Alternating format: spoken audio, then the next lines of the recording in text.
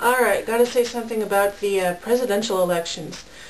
This may be a little bit late since a lot of the states have already voted for the primaries, and the Republicans have basically picked McCain as their candidate. Gotta say something about Ron Paul, though. Ron Paul is really a blowhard. I mean, seriously, I honestly don't think that he has ever matured to full adulthood.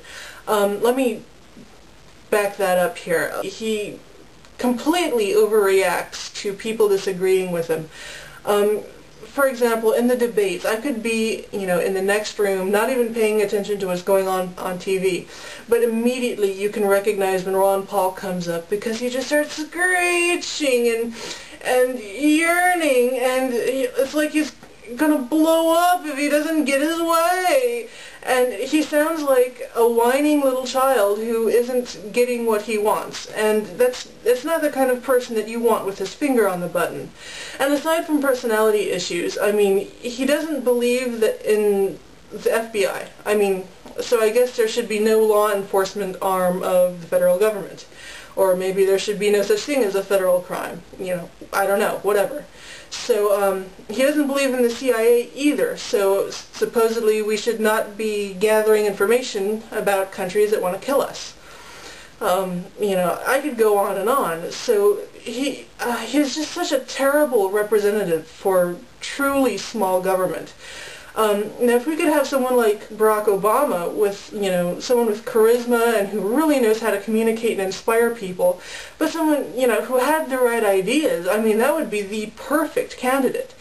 If Ron Paul were a much better person, it could have done wonders for the cause of small government, but since he's, this, tight-winded, little anxiety-ridden ball of fear, he's doing, the whole small government movement a tremendous disservice. I mean, if he were a better person, who knows what he would have been able to do for small government, but he isn't, and he's not, so there we go. So, anyway, moving on to Barack Obama, speaking of the devil.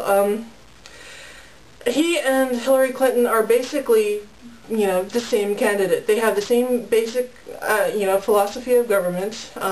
They're both collectivists. They're both altruists. Their basic strategy of, what they want to do with taxes, what they want to do with healthcare, they're basically the same thing. They quibble about their differences, but their differences aren't that significant. Given all that, I have to wonder why so many people are voting for Hillary. I mean, if you've got the same basic candidate, but one gives great speeches and, he is a great orator, you at least have that. But with Hillary Clinton, all you have is like this, I suppose, more irritating personality.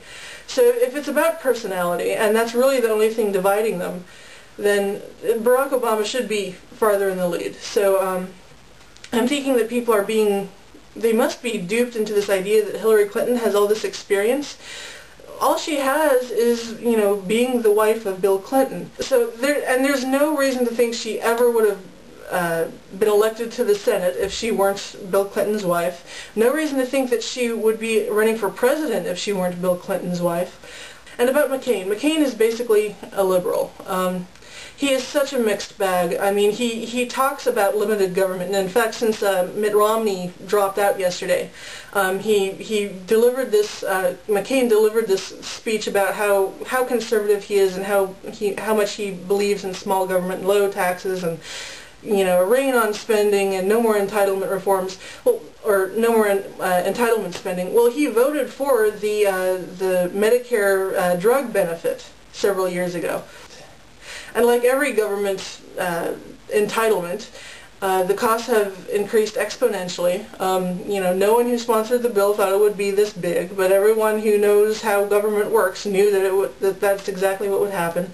And for another thing, the McCain-Feingold campaign finance reform bill was an egregious limitation on free speech. I mean, basically it regulates how much money you can spend on an ad. I think 30 days before an election, there is no time when it is more important to have unfettered free speech than right before an election. I mean, I've heard McCain-Feingold referred to as the incumbent protection program. So if it comes down to a contest between, McCain and either Obama or Hillary Clinton, it's still, you're still picking between big government or big government. And maybe McCain only wants 98% of the big government that Obama or Clinton wants. So given something like that, I just don't know who I'm going to vote for. So every 4 years, I go through this period of pulling my hair out, trying to decide on the lesser of two I don't cares. So,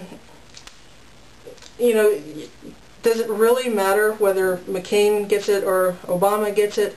And and for one thing in Obama's favor is that, well, at least he has some charisma. At least he's interesting to watch, and it would probably be good for race relations to have a black president. But then again, I mean, that is entirely a vote of style over substance, and I don't know if I can bring myself to do that. Someone wrote an article in the Individualist, I think it's a magazine put out by the Objectivist Center, made a really good point saying that if you vote for McCain, you are essentially you're essentially stripping the Republican Party of any last semblance of small party or of small government principles. Not that it had a whole lot before, but, that would essentially be the death knell. So, what can you do? So, who's going to be the lesser of two evils here? I really don't know. And every 4 years I'm tempted to, just boycott the whole thing and say, forget it. You guys do whatever you want and I'll go try and focus on something else. But I never do. I always end up picking someone and voting for them.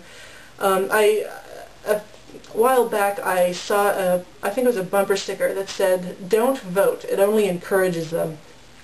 And that's tempting. But then again, I mean, one vote is not going to decide the presidency. So my philosophy of voting is that you have to pick what feels most like an act of integrity for you, whether you're voting or not voting, whoever you're voting for. Because ultimately it doesn't really matter for the country or for who gets picked. You just have to decide what the benefit to yourself and to your own character is in determining how and whether you vote. So I guess the moral of the story is vote, don't vote. Do whatever is in your best interest, and your best interest of course includes, what you would think of yourself after doing whatever it is you do. And just, sit back and let the rest of the country do whatever it's going to do, because it's going to do it anyway.